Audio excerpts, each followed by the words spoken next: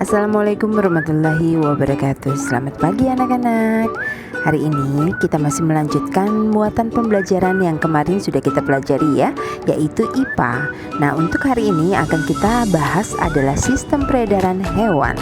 Disimak ya, dan jangan lupa dicatat informasi pentingnya.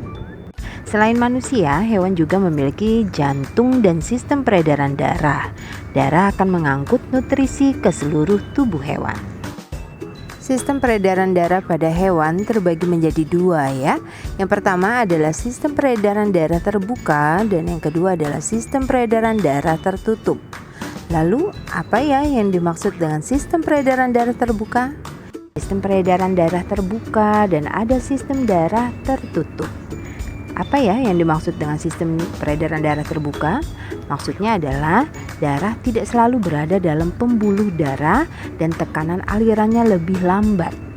Sedangkan kalau sistem peredaran darah tertutup, itu maksudnya darahnya selalu berada dalam pembuluh darah dan tekanan aliran darahnya lebih cepat.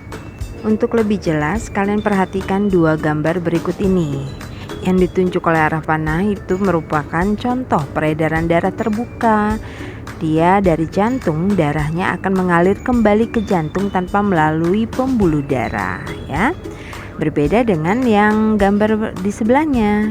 Gambar yang di sebelahnya merupakan peredaran darah tertutup. Darah akan mengalir dari jantung dan melalui pembuluh darah, dia akan kembali ke jantung. Nah, untuk contoh hewan yang memiliki peredaran darah terbuka ini adalah serangga. Darah pada serangga disebut dengan hemolimfa, mengisi seluruh rongga tubuh dan berfungsi mengedarkan zat makanan, namun tidak dapat mengangkut oksigen. Struktur jantung pada serangga masih sederhana sehingga disebut dengan jantung pembuluh. Untuk sistem peredaran darah tertutup, contoh kelompok hewannya adalah burung dan mamalia. Mamalia ini adalah hewan vertebrata ya, yang berkaki 4. Contohnya seperti sapi, kucing, kerbau, dan lain sebagainya. Kalian perhatikan gambar jantung dari hewan burung dan mamalia ya. Sama seperti manusia, memiliki 4 ruang, yaitu 2 serambi dan 2 bilik. Lalu pada jantung kedua kelompok hewan tersebut juga memiliki sekat, sehingga darah bersih dan darah kotor itu tidak tercampur. Lalu apa ya darah bersih? Darah bersih adalah darah yang mengandung oksigen, sedangkan kalau darah kotor itu adalah darah yang mengandung karbon dioksida. Selanjutnya, sistem peredaran darah pada hewan reptilia. Hewan reptilia ini contohnya seperti buaya, ular ya. Nah, pada hewan reptilia, jantung memiliki 4 ruang. Namun sekat antara bilik kiri dan bilik kanan belum sempurna, sehingga terjadi percampuran antara darah yang kaya oksigen dan karbon dioksida. Berbeda dengan kelompok hewan burung dan mamalia ya. Kalau kelompok hewan burung dan mamalia, ini sekat jantungnya sudah sempurna sehingga tidak tercampur antara darah kotor dan darah bersih. Sedangkan pada hewan reptilia, sekat di antara bilik kiri dan bilik kanan ini belum sempurna sehingga masih terjadi percampuran antara darah yang kaya oksigen dan darah yang mengandung karbon dioksida. Selanjutnya, untuk contoh kelompok hewan amfibi.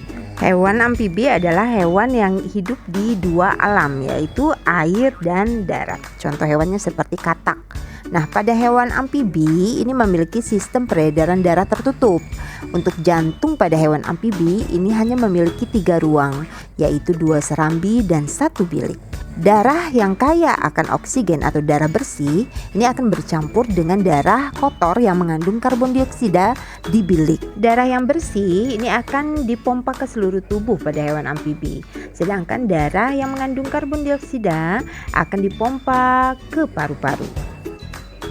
Selanjutnya, sistem peredaran darah pada kelompok hewan ikan.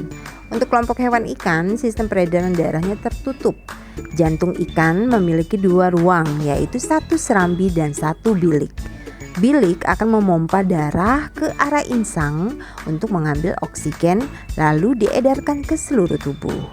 Lalu serambi pada jantung ikan menerima karbon dioksida dari seluruh tubuh. Sistem peredaran darah disebut juga dengan sistem kardiovaskuler.